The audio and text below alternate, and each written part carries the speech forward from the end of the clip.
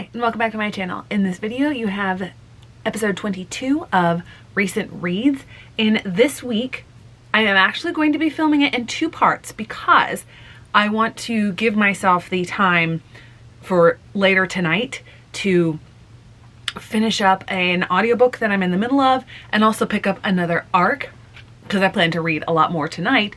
And I have the day off tomorrow because tomorrow is Memorial Day. As of filming, it will be past by the time this video goes up, but that means I have some time to edit tomorrow that I don't have normally. So far I have 5 books read for this week, and again, I'm in the middle of an audiobook and I intend to pick up another arc, so hopefully that will be a total of 7. Without further ado, let's get into the books that I read this week. So we're going to start with the book that I mentioned at the end of last week's Recent Reads that I was about 200 pages into and had only 100 pages to go, and that is The Luminaries by Susan Dennard. Now, after reading this, I'm really excited to get to her Witchlands Chronicles, or just Witchlands series. It's bumped way up on my potentially series to start. This is a really engaging book. Is it groundbreaking? No. Does it do amazing deep character work? No. Does it do a lot of what YA fantasy tends to do? Yes. But I really enjoyed it. And one of the things that normally I think would be frustrating is that Susan Dennard sets up a lot of questions in this world, but she answers maybe one of them by the end of this book. And normally, when you set up that many questions and you don't necessarily allude to whether or not you're going to answer those questions, that really frustrates me. But in this, it made sense that by the time this plot arc ends, you don't really have the answers to these questions. And if you've been paying attention, you have other questions that haven't been mentioned explicitly that you're like, I wonder what's going on with that. And so the setup in this one, the main character, Winnie Wednesday, and yes, all of the families in this area, Hemlock Falls, their last names are days of the week. And if it's not a day of the week in English, it's a day of the week in another language, because this is a society, the Luminaries, that exists worldwide. And if there are people in Hemlock Falls from these other places, then they have like miércoles as their last name instead of Wednesday. And her family is outcast. Her older brother, and her mother are outcast because of something that her dad ended up doing. He ended up being a traitor and part of what's called the Dianas, which you don't really learn a lot about. It's some sort of witch type group, which, okay. And obviously there's going to be the idea that he was framed. Did he really end up being a traitor? Well, she wants to become a hunter. They want to hunt these nightmares. That's what all of these different clans are for. One clan for each day of the week. These societies are set up at these so-called like border areas where these nightmares tend to emerge at night out of the mist. And the luminaries are there to protect all of the nons, all of the people like to say, you or me, if this world were real. And there's only one time when a person can try to become a hunter and pass through these trials, and that's the month of their 16th birthday. But unfortunately, the time period of her family being outcast includes her 16th birthday. But she's figured out a loophole, which does not forbid her from taking part of it, even though she's outcast. And so some things happen where she gets into these trials. But there's other things going on, like this new nightmare that no one wants to acknowledge. And then there's things going on with her former best friend who basically isolated her when they got outcast. That's one of the things that if you're paying attention, you're like, what is going on with him? And that's one of the things that's never answered. So I'm really intrigued with this series. It's a quick, compelling read and I really enjoyed it. So this was my Illumicrate book for this month, and I'm making my way through all of the series for my, subscriptions for my Is This Subscription Worth My Money series. This next one is not a subscription, but it's part of one of my other lists, and that is my series to start. And that is Defy the Night by Brigid Kemmerer. Out of all of the series that I have here, I put on that list, this was probably the lowest of my anticipation meter, or whatever you would say. And when I first started reading, I'm like, okay, this is decent. I'm intrigued a little bit by this. And then the plot really gets going. So there were some things that I knew right off the bat were the case. In this world, it's a very fantasy, medieval, 1800s-ish world. The one thing that still sticks out in my mind that I just can't reconcile is the fact that the rich areas have electricity, but everything else about the world does not fit with that sort of technology. So I'm wondering if it's going to be explained later. Who knows? But in this world, you have, see, I'm trying to remember because I've read a lot that are very similar to this. Okay, so you have a kingdom, and this kingdom is basically walking on a knife's edge in terms of security against other kingdoms. But on top of that, you have this massive, really incredibly baffling sickness that's going around, and it's killing pretty much everybody. And within the different sectors of this kingdom, there are two sectors that produce this one plant, the moonflower, that is the only thing that can treat this sickness. And so those leaders are sort of controlling what's going on. And before this book starts, both of the main characters lose their parents quite tragically. The male protagonist is the prince, one of the princes. His brother is the king, but they were thrust into power when they were very young because their parents were assassinated by the governor of one of the sectors, who the governor of that sector has never been replaced. And so now he is forced to be in this position of the king's justice. And he completely understands why his brother, when he first comes to the throne, puts him in that position. But he becomes incredibly cruel, and that's what he thinks he has to do to maintain this grip on things that are basically falling apart. Because the people don't necessarily have the money to afford this plant that saves everybody. And that's where the female protagonist comes in. Her parents run an apothecary, and I don't know what that role is called, but they see this issue and they decide they've got to get in, they've got to get this flower, and they've got to distribute it to people to help them. And one of the things that the male protagonist has to do to clamp down is anyone who smuggles or gets this plant without permission, they lose their head. And so her parents are killed. But she decides that she ends up being saved and not killed along with her parents, because this other guy who is sneaking out, I guess, to help her, not to help her, but to help the people, basically pulls her back and hides her when her parents are being killed so that she doesn't get killed. So she ends up working with this other guy who she never sees his face. It's very risky. He doesn't give her a real name. She's very trusting. She gives him his real name.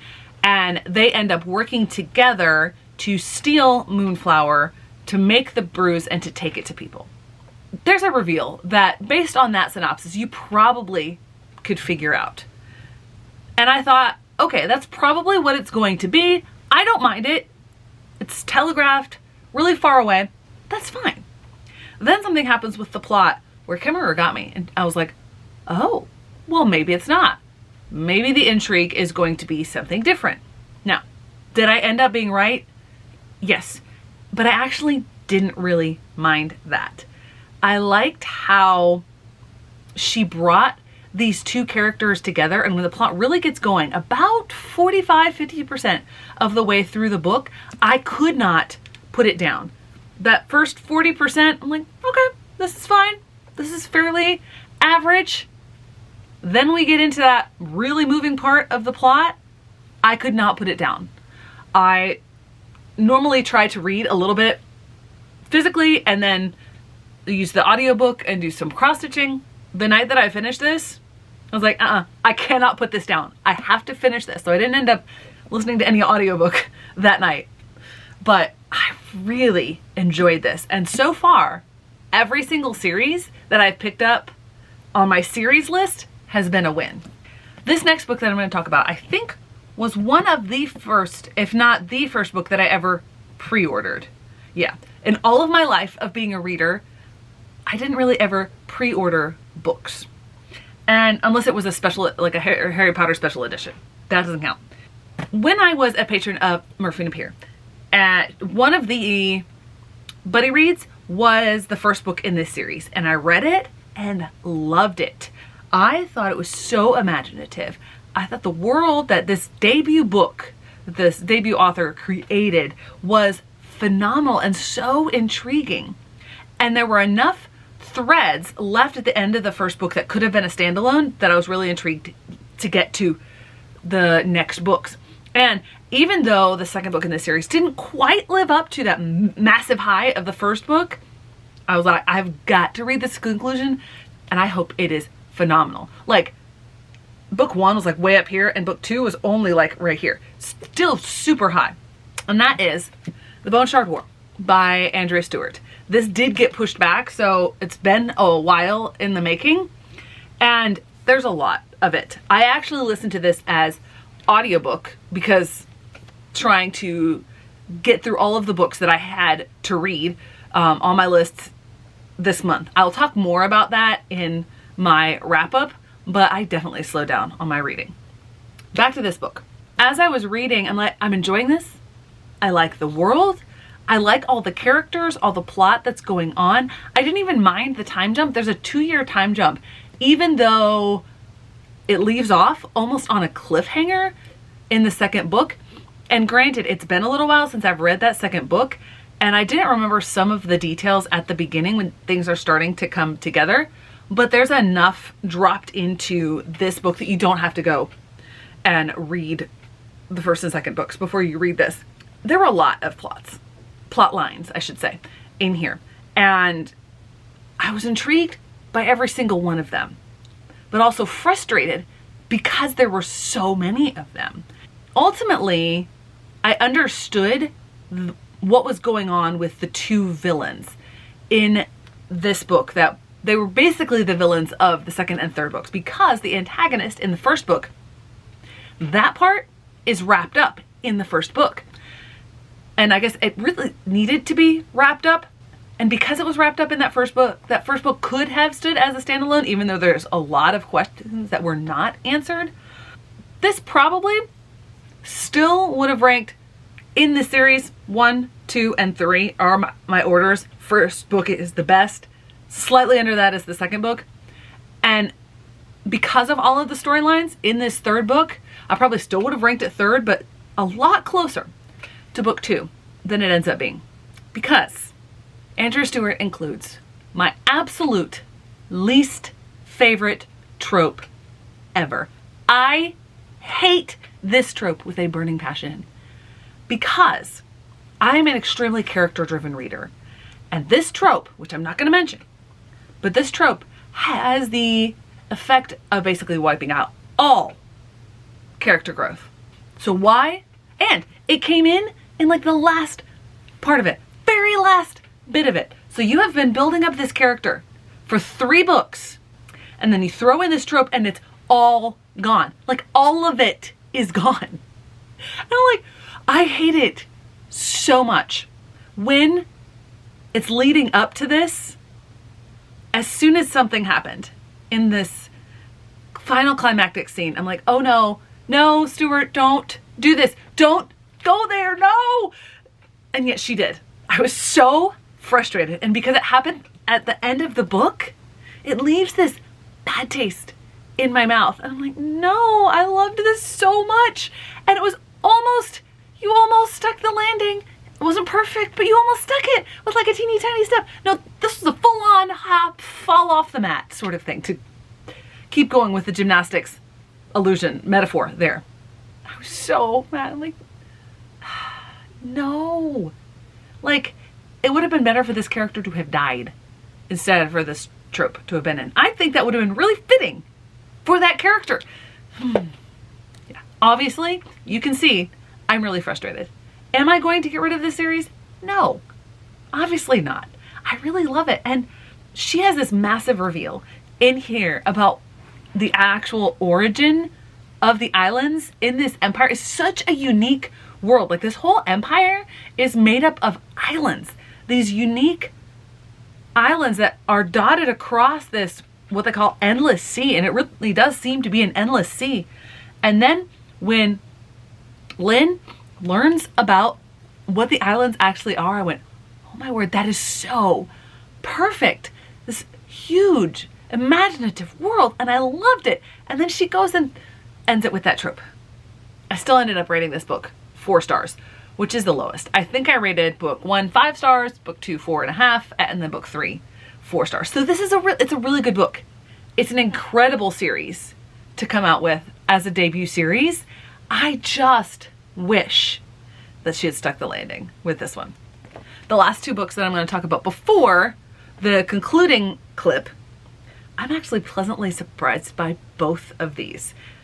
I've been really intrigued by the synopsis of one of this author's other books, The Declarations of the Rights of Magicians, because it takes the French Revolution, because, you know, the Declaration of the Rights of Man is the Declaration of Independence that was come up with by Lafayette during the initial parts of the French Revolution.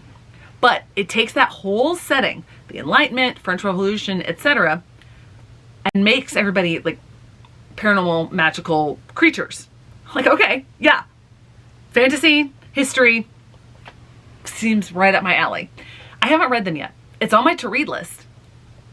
After reading this, definitely bumped way up because I adored this book.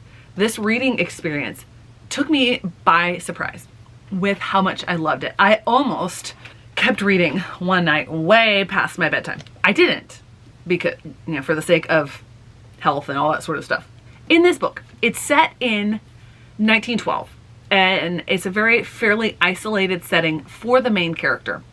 One of the things that I realized about halfway through is the atmosphere that H.G. Perry created in this book was, I think, the atmosphere that J.M. Meadows of Ordinary Monsters was aiming for in his book. Even though his book takes place about 10 years before, so closer to the Victorian side of it. This is post-Victorian era. This is Edwardian era, because Queen Victoria dies in 1901, I believe. So this is about 11 years after this, and just before World War I. I think the atmosphere that he was going for, where it was like this normal, gritty world with magical things going on, H.G. Perry actually captured. Because this world of magic has been dying out. And about 70 years ago, magic, which had been fairly prevalent throughout the world, it starts dying out. And there are people on this council of magicians that are trying to hold on to it, and they are trying to make sure that it survives, but they're led by the leader of the council, called the servant of something, but I forget what the of something is. They're making it rather self-serving and being very stingy, and like all of the magic has to go into this repository, and it's this one guy that determines who gets the magic, and etc. The guy that is the titular magician, that the main character is the daughter of, he doesn't agree with that, and he's on the run because he disagrees with this guy. And he is trying to basically act as a Robin Hood, but with magic. The main character, she's been around for 16 years. So you have a young protagonist, but this is not a YA book. And I read a review that says that this reads YA. I disagree. As someone who reads a lot of YA, this does not read YA. It also does not read new adult or anything like that. This reads like an adult book with young characters, with at least a young protagonist. The rest of the characters are not young because it's very isolated.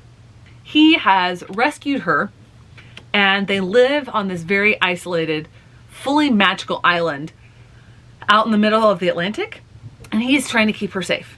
But every night he transforms into Raven, goes back to London, and is acting like the Robin Hood with magic. But then some things start to happen, and she gets swept up into this world and learns that there is something unusual about her.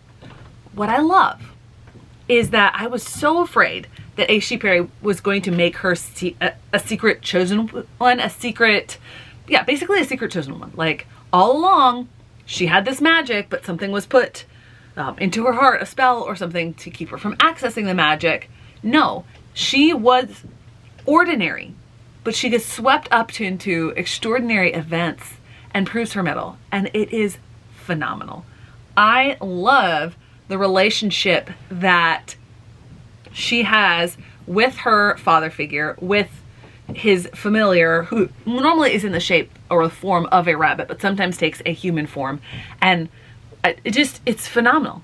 It's so well done, and I loved how the story unfolded. I really wanted it to be a series, and who knows, maybe H.G. Perry will return and add more to this world, because there could be more, even though this is fairly wrapped up by the end of it. I loved it. And then we have one that I finally am getting to another arc. So this is arc number 3 for the month off of my NetGalley list, arc number 4 total, because the other one that I read, finally seen, was an ALC. Is it arc number 3? Yes, sorry. I forgot about the Ghost of Rancho Espanto. Actually, you know what? I just realized I did not talk about the Ghost of Rancho Espanto last week because I haven't finished it yet. So I will talk about that now. So that will bring my total up to 8 books, not 7, once I read those others. I so enjoyed The Ghost of Rancho Espanto. It's basically a contemporary novel about a boy who's dealing with a very sick mother, and how that is completely changing his relationship with her, and what he has turned to in place of that, and a very distant father who I think is probably struggling with the sickness, the illness of his wife. But you don't really see the father a lot in this story, because it opens up with the main character really loves this game. I forget the name of it, but it's basically Dungeons and Dragons that he and his friends play, and they're in middle school, and they try this prank, and it goes wrong, and they get caught. And so he gets sent out to the ranch of a college friend of his dad. So he ends up on this ranch. It's sort of like punishment. There is another girl who lives there. Her mom works there. They moved there after the death of her father. And he also is tasked with working with the guy who's in charge of the stables, who is dealing with some pretty severe PTSD after serving in the military, serving in Iraq. There are some things that start to go wrong, and he starts to think, is something going on? Are there actually ghosts on this ranch? I'm not going to say how it unfolds. The whole point of the book is not the ghost. It's not the sci-fi element that it ends up having towards the end of this book, that it ends up getting revealed. That's not the point. The point is him learning and growing through all of these really difficult, scary things, like dealing with the fact that his mother could die and he is not there with her, and she's not doing well. The side characters, the Marcus, the guy in charge of the stable, the best friend, who I think is Jenny, and her mom, the way it gets developed and these things that are changing and how they're trying to figure things out, I loved it. And the voice that the author gives to the main character is just so well done. It's unique and heartwarming. So I cannot wait to get an actual copy of this. That brings me to the last book of this clip, and that is While You Were Dreaming by Alicia Rye. So when I picked this book up, I thought for sure, based on the word dreaming, that this is going to be something about the immigrant experience. And I was not wrong with that, but I should have picked up on the phrasing of this title. This is basically a YA retelling of the 90s rom-com While You Were Sleeping. And that is a family favorite around this house. And I start reading and I'm going, I recognize these plot beats. And as it starts unfolding, I'm like, oh, this is so phenomenal. I love this. And granted, the rom-com itself, a lot of the situations, the scenarios are kind of implausible, but you just go with it because it's a fun romantic comedy. In this book, the situations are fairly reasonable about for why these different things happen, and they don't prolong the whole mix-up that is basically the star of the show in the movie, which I appreciated. But immigration is definitely a motivating factor, and it is the motivating factor in the whole bit of secrecy that the main character tries to keep up, because she's American, but sort of by accident. Her mother was pregnant with her when she came over with her older sister, who was very sick with leukemia. And they had tried treatment in India, but it hadn't worked. And they were able to get the older sister into a trial, this experimental trial in the United States. Unfortunately, when they come over, not only, well, I mean, the trial works, but not only does she end up going into labor early, but also her husband back in India dies. And so now she is stuck in the US with these two kids, trying to take care of a very sick daughter and also another child. Eventually, the older sister does go into remission.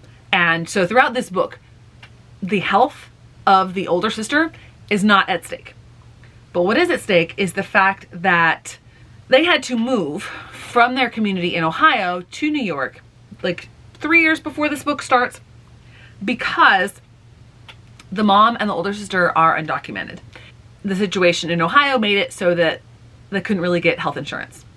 And because the older sister definitely needs it, especially if the cancer came back, they end up moving to New York State, where it's a little bit easier for them to get health insurance coverage. But her mom ends up, shortly before the start of this book, a few months before, getting picked up in an immigration raid and getting deported. So now it's just the older sister, who is, I believe, 19, and the main character, who is almost 17 or fully 17, I can't remember. And they're basically living on their own and trying to survive. And it's very sad, and they're dealing with this grief and trying to survive financially, because the older sister, even though she was salutatorian, she can't go to college because they can't afford it.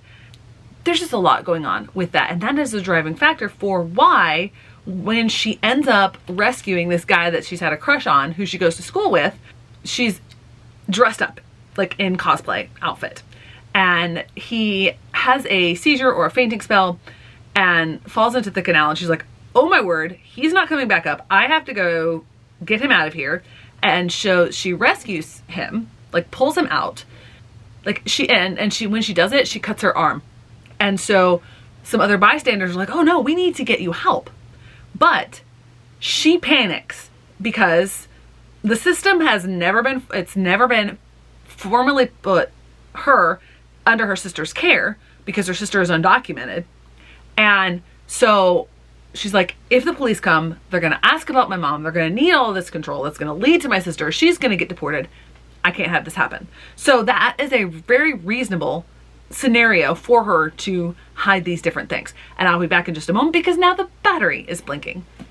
So it's a much more reasonable setup. And of course, she is head over heels in love with the guy that she saves. But this guy has an older brother. And if you know the plot beats of While You Were Sleeping, a lot of the plot beats are still the same.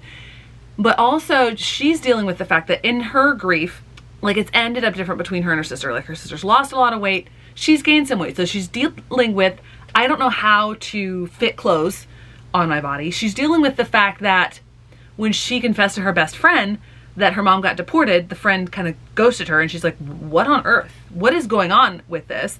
And that the friend ended up going back to an old friend who's a bully and has like an influencer channel and uses it kind of for cyberbullying. And so there's all of that going on along these plot beats. And I love that Ry used the framework of that, the While You're Sleeping rom-com to explore all of these different things. And it just was so fun to read, because there was like serious things that she was talking about and dealing with, and it was explored realistically. And everything is not perfectly wrapped up in a bow at the end of the book, which for a rom-com, it's kind of surprising. And I loved it, and I can't wait to get my own copy of this book. Okay, I am back to wrap up the last 2 books that I read this week. One I read completely after that last update, and the other one I finished. And I'm going to talk about the one that I read completely, and that is Winnie Zhang Unleashes a Legend.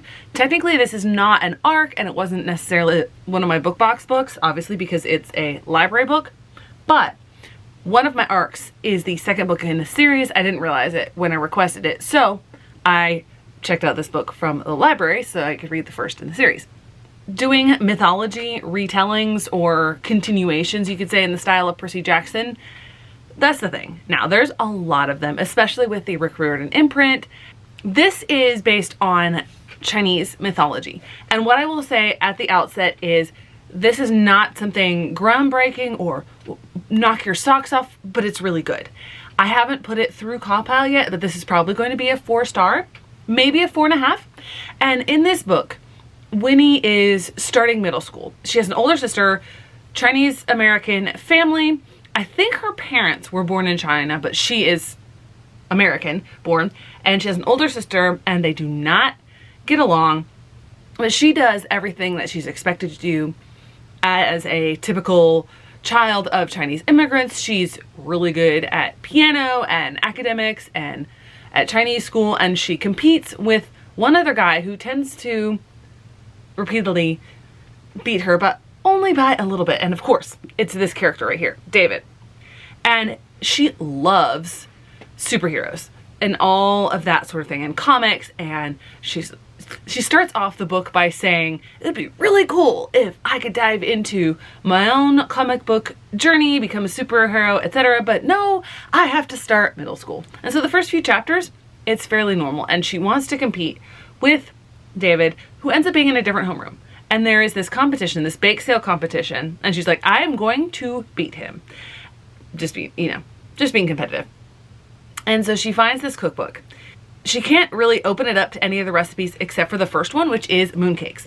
And so she decides to make that, even though in it says use 1 packet of Essence of the Moon. And she's like, where am I gonna get Essence of the Moon? Okay, I'm gonna do it without it. And she gets it and she eats it and it's delicious.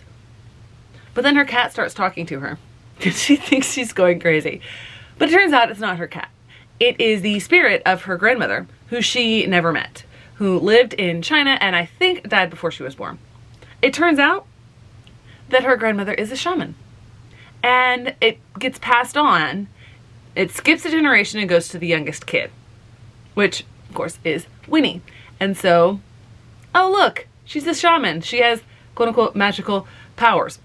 The thing that I enjoyed about this is that she doesn't necessarily automatically like, oh yay, I have these magical powers, I'm so excited about it.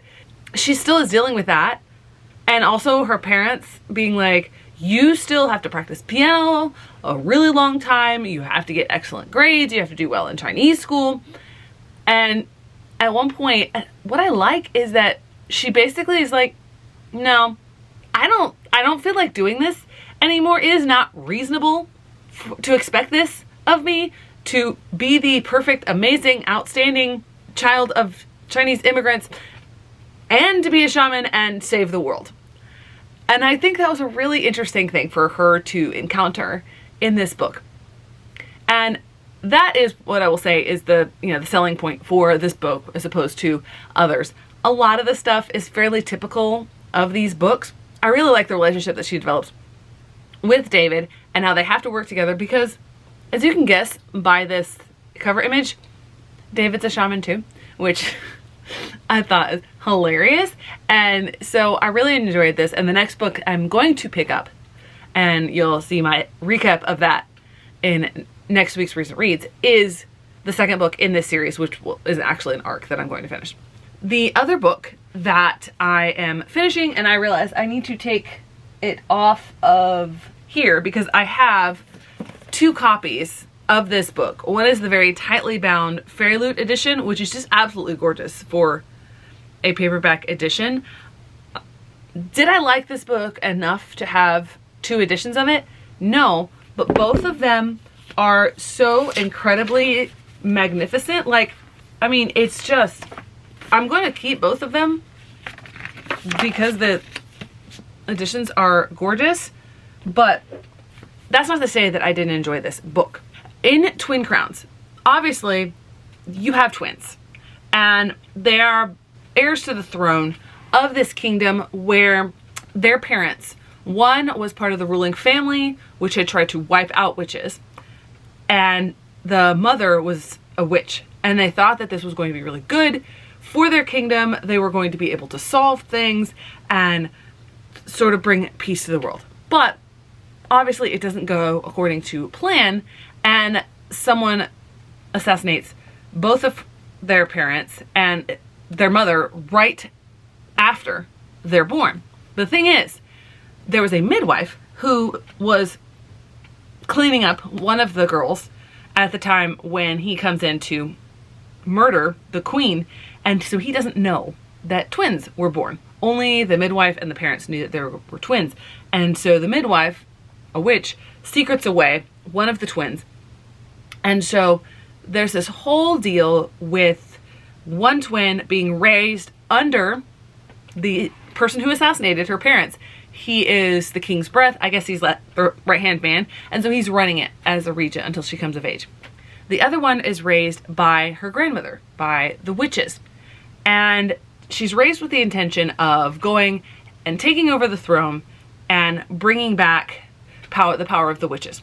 And there's really interesting things that both Catherine Doyle and Catherine Weber put in about the upbringing of both of these girls, because it's not great for either of them. The girl who was raised as a princess, the guy who raised her was not a nice guy. He was very abusive and manipulating, not physically abusive, but mentally abusive. She's raised with this whole line of thought and to think that something was okay. And then the girl that was raised as a witch by her grandmother is sort of raised on this idea of revenge, and in a very harsh landscape where they don't have a lot of stuff.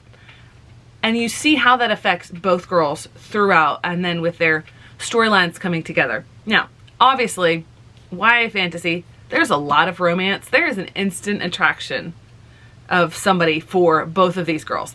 I prefer the one who is also a witch. He's a warrior witch. And of course he's best friends with the one that was raised as a witch, and he falls in love with the princess one. And I really enjoyed the Irish accent that the narrator put on for him as well. That was amusing. But obviously there's a lot of romance, and there are those times where they are getting it on where you're like, there's this whole thing that you need to be doing before you're found out, and high stakes are going on here.